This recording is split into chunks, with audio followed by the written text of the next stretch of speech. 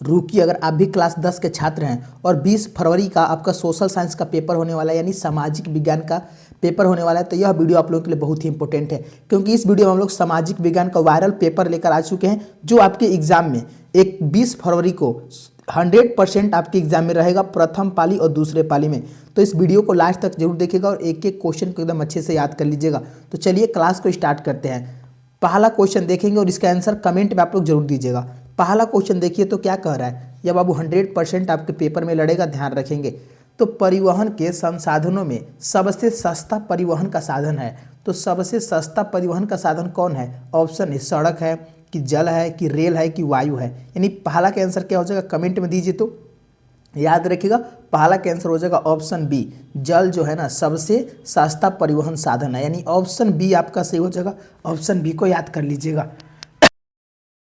चलिए अगले क्वेश्चन की ओर चलते हैं। दूसरा क्वेश्चन कह रहा है कि भारत में किस राज्य की प्रति व्यक्ति आय सबसे कम है? एकदम मोस्ट वीवीआई क्वेश्चन है, प्रथम पाली और दूसरे पाली दोनों के लिए। तो भारत में किस राज्य की प्रति व्यक्ति आय सबसे कम है?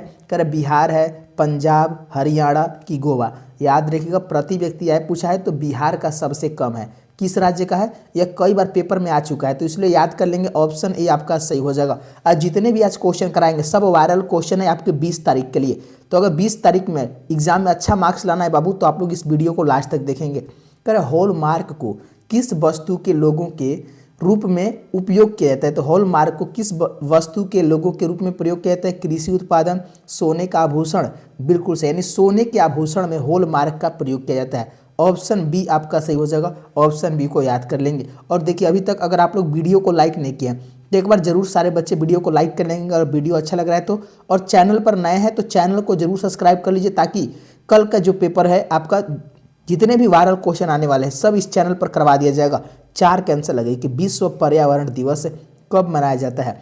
तो विश्व पर्यावरण दिवस जो है कब मनाया जाता है? 5 अप्रैल की 5 जून। एकदम वीवीआई क्वेश्चन है, याद रखिएगा, 5 जून को विश्व पर्यावरण दिवस मनाया जाता है, यानी ऑप्शन बी आपका सही हो जाएगा। ऑप्शन बी को याद कर लेंगे। अगले क्वेश्चन की ओर चलते हैं। पांचवा क्वेश्चन क्या कह रहा है कि कानवार यानी कांवर झील किस जिले में स्थित है? ये भी इंपॉर्टेंट है, जो क्वेश्चन करा रहे हैं 100% आपके पेपर में लड़ेगा, ये ध्यान रखिएगा। तो कांवर झील जो है ना, याद रखें, बेगूसराय में है। किस जिले में है? तो बेगूसराय के जिले में है। ऑप्शन डी आपका सही हो जाएगा, ऑप्शन डी को याद कर लीजिएगा। चलिए अगले क्वेश्चन की ओर चलते हैं। छठवां क्वेश्चन कह रहा है कि भारत में Tata hydro electronic power station की स्थापना कब हुई थी? तो भारत में Tata hydro electronic power station की स्थापना जो हुआ था, याद रखेंगे, 1910 में हुआ था। कब हुआ था? 1910 में। ऑप्शन ए सही हो जाएगा। और एक क्वेश्चन है बाबू कि आप लोगों का कौन से पाली में एग्जाम है? किनका किनका प्रथम पाली में है और किनका किनका दूसरे पाली में एग्जाम है? एक बार आप लोग कमेंट में लिख दीजिए और अपना नाम जरूर लिखिएगा कि आपको प्रथम पाली में है कि दूसरे पाली में है। सब क्वेश्चन दोनों पाली के लिए है। किसमें बाबू लड़ेगा कौन नहीं जानता है। चलिए सातवां कैंसर लगाइए कि डॉक्टर मेघा पाटेकर घनिष्ठ रूप से जुड़े हैं। तो जो डॉक्टर मेघा पाटेकर है ना, वो घनिष्ठ रूप से किससे जुड़े हुई हैं? तो 7 का आंसर याद रखेंगे, ऑप्शन सी हो जाएगा, नर्मदा बचाओ आंदोलन से।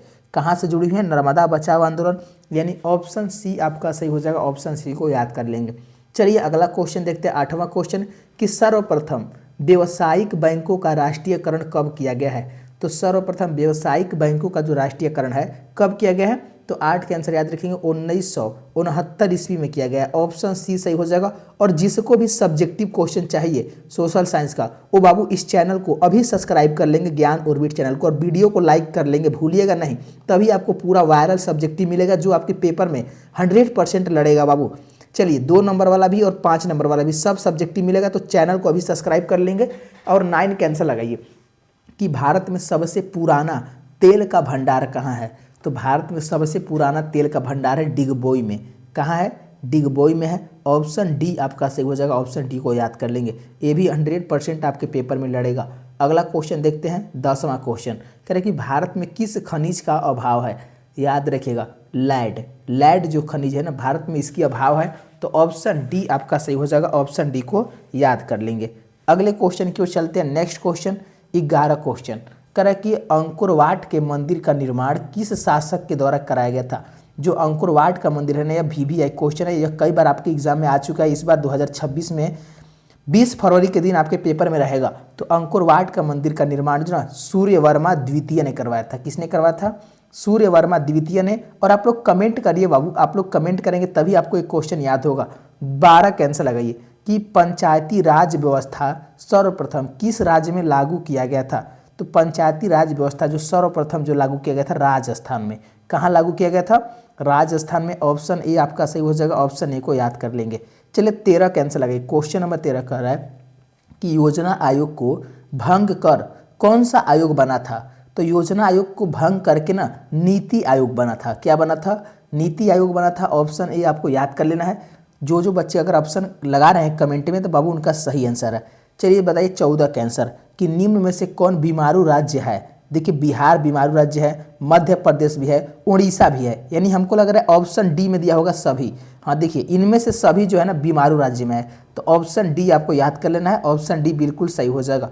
चलिए 15 का आंसर दीजिए। देखिए इम्पोर्टेंट क्वेश्चन है कि भारतीय जनता पार्टी की स्थापना कब हुई थी। भारतीय जनता पार्टी की स्थापना जो हुआ था कब हुआ था बाबू, याद रखेंगे। 15 का हो जाएगा 1980 ईस्वी में भारतीय जनता पार्टी का हो। 15 का क्या आंसर हो जाएगा कि ऑप्शन ए होगा। हमको लग रहा है बाबू ऑप्शन ए हो जाएगा। इस क्वेश्चन थोड़ा डाउट हो गया हमको, इसको देख लीजिएगा आप लोग। ऑप्शन ए हमको लग रहा है कि ऑप्शन ए हो जाएगा। चलिए 16 का आंसर लगाइए। कह रहा है कि अंतर्राष्ट्रीय महिला दिवस किस तिथि को मनाया जाता है। तो अंतर्राष्ट्रीय महिला दिवस जो है 8 मार्च को मनाया जाता है। कब मनाया जाता है? 8 मार्च को। ऑप्शन बी याद कर लेंगे। अगला क्वेश्चन देखिए 17 क्वेश्चन, ये भी वायरल क्वेश्चन है आपके पेपर के लिए कि यूरेनियम का प्रमुख उत्पादक केंद्र है। तो यूरेनियम का जो प्रमुख उत्पादन केंद्र है कौन है? डिगबोई की, झरिया, घाटशिला की, जादूगोड़ा। याद रखें जादूगोड़ा हो जाएगा। ऑप्शन डी सही हो जाएगा। और क्लास को लास्ट तक देखिएगा, वो बीच में मत छोड़िएगा, नहीं तो आपका अगर नंबर कटवाना चाहते हैं तो बीच में क्लास छोड़ सकते हैं, क्योंकि ये सब आपके पेपर में लड़ेगा। सुनामी कहाँ आती है बताइए? सुनामी जो आती है समुद्र में आती है। कहाँ आती है? समुद्र में आती है। ऑप्शन बी सही हो जाएगा। ऑप्शन बी को याद कर लेंगे। चलिए नेक्स्ट क्वेश्चन की ओर चलते हैं। 19 क्वेश्चन, क्वेश्चन नंबर 19 का है कि लोकतंत्र की सफलता निर्भर करती है। तो लोकतंत्र की जो सफलता है किस पर निर्भर करती है? तो याद रखिए 19 का आंसर हो जाएगा ऑप्शन सी, नागरिकों की विवेकपूर्ण सहभागिता पर निर्भर करती है। किस पर? तो नागरिकों की विवेकपूर्ण सहभागिता पर। ऑप्शन सी सही हो जाएगा। ऑप्शन सी को याद कर लीजिएगा। अगले क्वेश्चन की ओर चलते हैं। 20वां क्वेश्चन कह रहा है किसने कहा कि बिहार के विकास के बिना भारत का विकास संभव नहीं है। तो याद रखेंगे डॉक्टर एपीजे अब्दुल कलाम ने कहा था। किसने कहा था? डॉक्टर एपीजे अब्दुल कलाम ने। ऑप्शन ए आपका सही हो जाएगा। इसको याद कर लेंगे। और जो क्वेश्चन हम बताए हैं वो अगर आप लोग इसको याद कर लिए हैं तो समझिए आपका 40 में 40 ऑब्जेक्टिव क्वेश्चन सही होगा सोशल साइंस में। चलिए 21 का आंसर दीजिए। तो निम्न में से कौन सा पंचायती राज व्यवस्था का दूसरा स्तर है। तो कौन है पंचायती राज व्यवस्था का दूसरा स्तर? 21 का आंसर क्या हो जाएगा? याद रखेंगे ऑप्शन सी हो जाएगा, पंचायत समिति है। ऑप्शन सी को ध्यान रखिएगा। अगले क्वेश्चन की ओर चलते हैं। 22 क्वेश्चन कह रहा है कि चावल किस प्रकार की जलवायु का पौधा है। चावल जो है किस प्रकार की जलवायु का पौधा है? तो 22 का आंसर क्या हो जाएगा? तो उष्ण आर्द्र, उष्ण आर्द्र जलवायु का पौधा है। ऑप्शन सी आपको याद कर लेना है। ऑप्शन सी बिल्कुल सही हो जाएगा। चलिए 23 का आंसर लगाइए। कह रहा है कि किस वर्ष साइमन कमीशन भारत आया था। कमेंट करिए तो किस वर्ष आया था।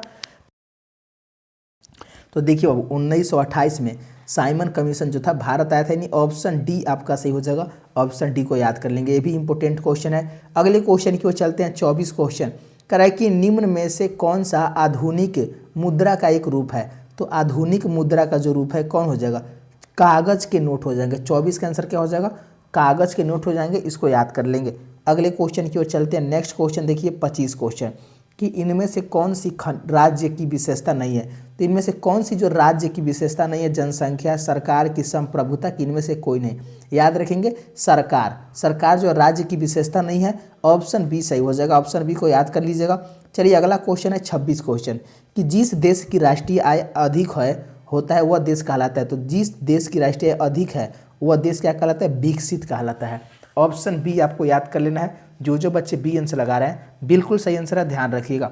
नेक्स्ट क्वेश्चन की ओर चलते हैं। 27 क्वेश्चन कह रहे कि निम्न में से कौन सा मुद्रा का एक आधुनिक रूप नहीं है। तो मुद्रा का कौन एक आधुनिक रूप नहीं है?